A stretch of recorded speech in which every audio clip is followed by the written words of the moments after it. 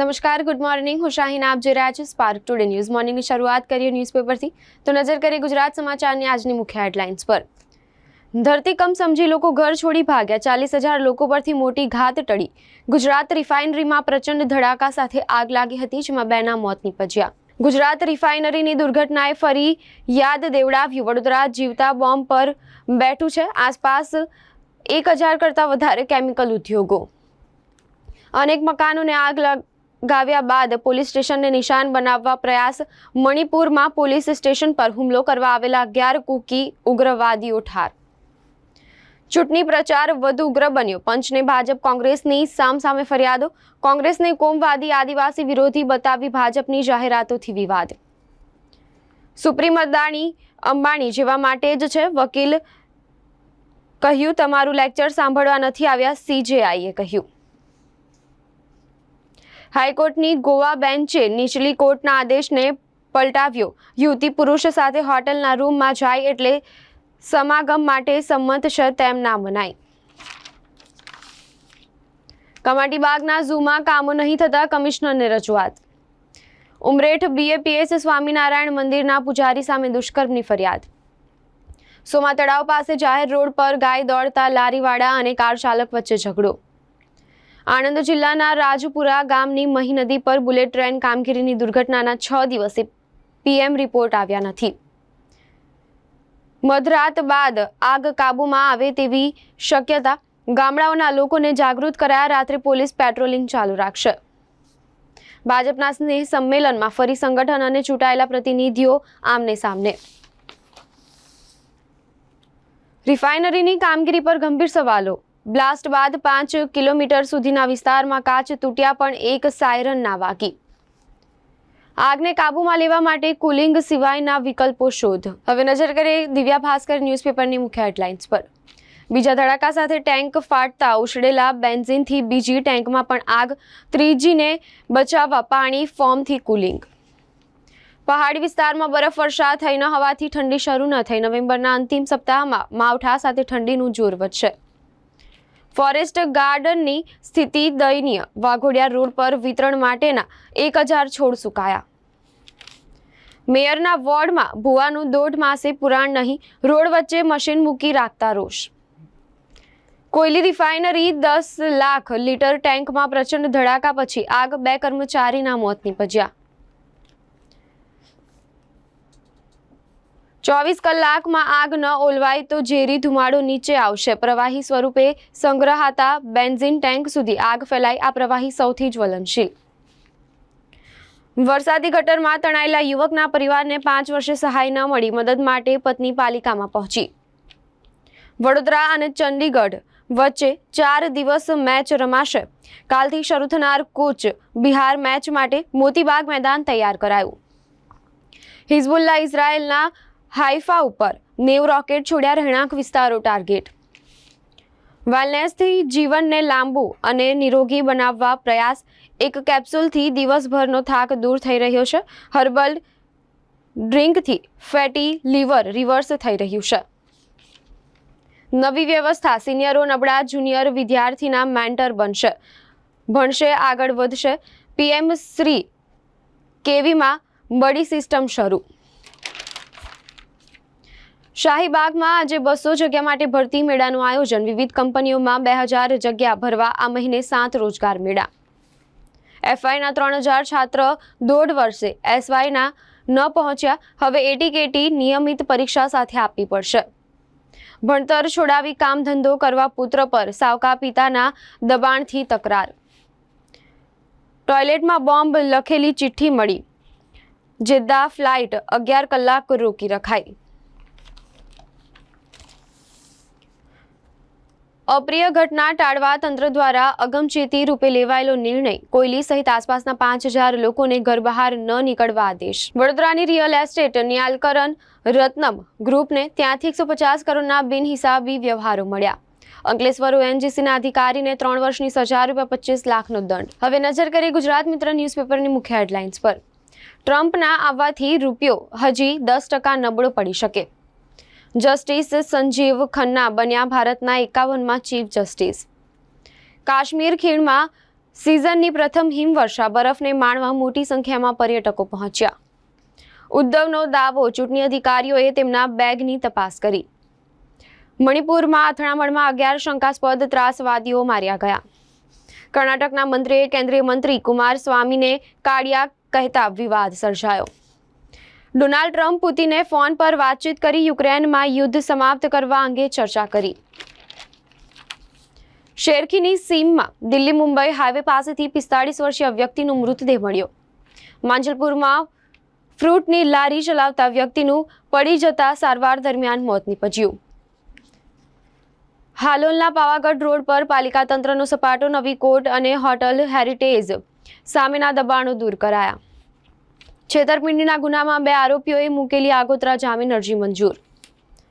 Tour કંપનીમાં membership આપવાનું કહીને સુભાનપુરાના ડોક્ટર સાથે ₹2.81 લાખની ઠગાઈ. બોકો હરામના હુમલામાં 17 ચાડિયન સૈનિકો, 96 બળવાખોરો માર્યા ગયા, સેનાનું કહેવું છે. 1984 શીખ વિરોધી હુલ્લડ, દિલ્હી હાઈકોર્ટે કહ્યું ટાઇટલર વિરુદ્ધ હત્યાનો ખટલો ચાલુ રહેશે. IOCLમાં 2 પ્રચંડ ધડાકા સાથે આગ, 1નું મોત.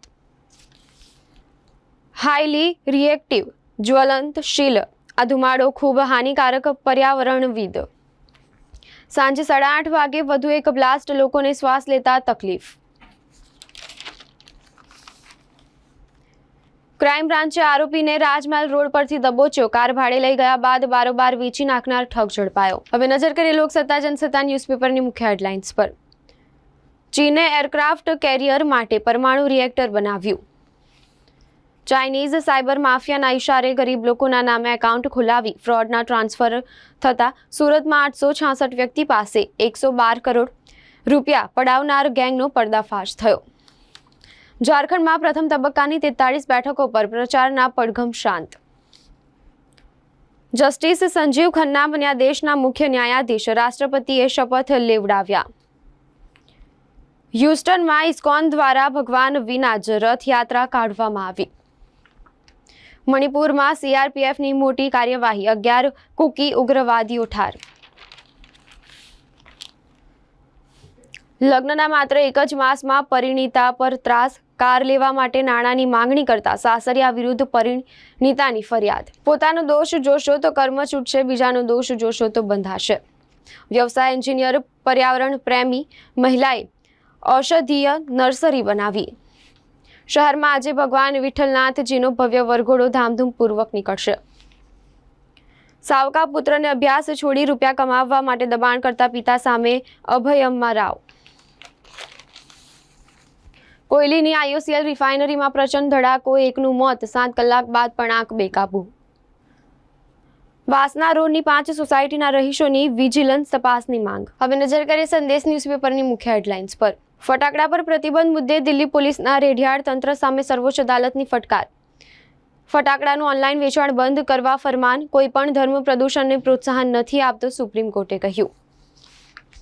3 દિવસથી પહાડી પરથી ઉગ્રવાદીઓના ગોળીબાર, 1 મહિલાનું મૃત્યુ. મણિપુરમાં CRPFના જવાનો સાથે અથડામણમાં 11 ઉગ્રવાદીઓનો ખાત્મો. IDFએ કહ્યું અમે હુમલા ચાલુ રાખીશું. હિઝબુલ્લાહનો ઇઝરાયલ પર 165 રોકેટ વડે હુમલો, 7 ઘાયલ. યુએસમાં શરણાર્થી તરીકે અરજી કરનારામાં ગુજરાતીઓની સંખ્યા સૌથી વધુ નોંધાઈ. VVIP બંદોબસ્તમાં પણ અશ્વદળનો ઉપયોગ. તેજીલા, તોખાર જેવા 7 અશ્વ શહેરીજનોની સુરક્ષા માટે એક્ટિવ.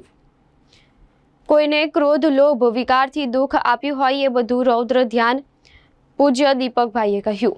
સાંજે 7:50 મુરજાણી ઘરે આવ્યા અને શૂઝ ઉતારી સીધા બેડરૂમમાં ગયા. બંગલામાં લાગેલા CCTVના ફૂટેજીસ પોલીસે મેળવ્યા. વાવમાં કાલે વોટિંગ પ્રચારના છેલ્લા દિવસે ગેનીબેન ગુલાબ લઈ શ્રી કમલમે ગયા. ગુજરાતમાં બિન ખેડૂત ખેતીની જમીન ખરીદી શકે તે માટે ટૂંકમાં જાહેરાત થશે. દિવ્યાંગ અનામત હેઠળ 10,000થી વધુ જગ્યા ઉપર 1 જ વર્ષમાં ભરતી થશે. ગાંધીનગર અને અમરેલીમાં 18 ડિગ્રી, નલિયામાં 19 ડિગ્રી તાપમાન નીચું નોંધાયું. અમદાવાદથી સાઉદી અરેબિયા જતી ફ્લાઇટમાં બોમ્બ મૂક્યો હોવાની વોશરૂમમાંથી ચિઠ્ઠી મળી. બિલ્ડર્સ પર આઈટીના દરોડામાં 150 કરોડના બિનહિસાબી વ્યવહારો મળ્યા. ઓએનજીસીના મેનેજરને સીબીઆઈ કોર્ટે સજા ફરમાવી. અપ્રમાણસર મિલકતના કેસમાં 3 વર્ષની કેદ, 25 લાખનો દંડ. કોયલીની ગુજરાત રિફાઇનરીમાં પ્રચંડ ધડાકા સાથે ભીષણ આગ, 1નું મોત, 2ને ઈજા. રિફાઇનરી દુર્ઘટના સ્થળે હાજર કલેક્ટર બીજી ટેન્ક તરફ જતી વેળા ધડાકો થયો. હવે નજર કરી ગુજરાતની અસ્મિતા ન્યૂઝપેપરની મુખ્ય હેડલાઇન્સ પર. મુખ્યમંત્રીના ચહેરા પર ભાજપ સસ્પેન્સ વધારી રહી છે. ઝારખંડમાં પ્રથમ તબક્કાની 43 બેઠકો પર ચૂંટણી પ્રચાર બંધ થયો.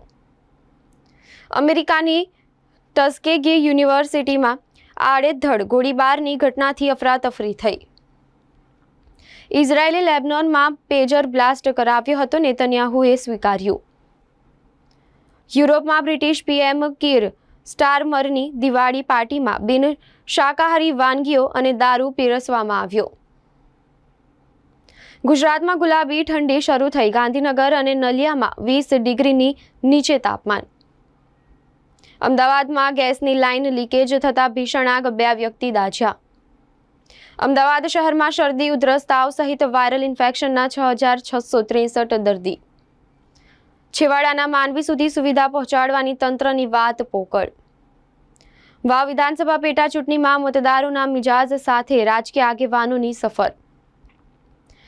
વિજાપુરમાં ચોરી અને અપહરણના ગુનામાં નાસ્તા ફરતા 2 આરોપીને ફ્લો પોલીસે ઝડપી પાડ્યા.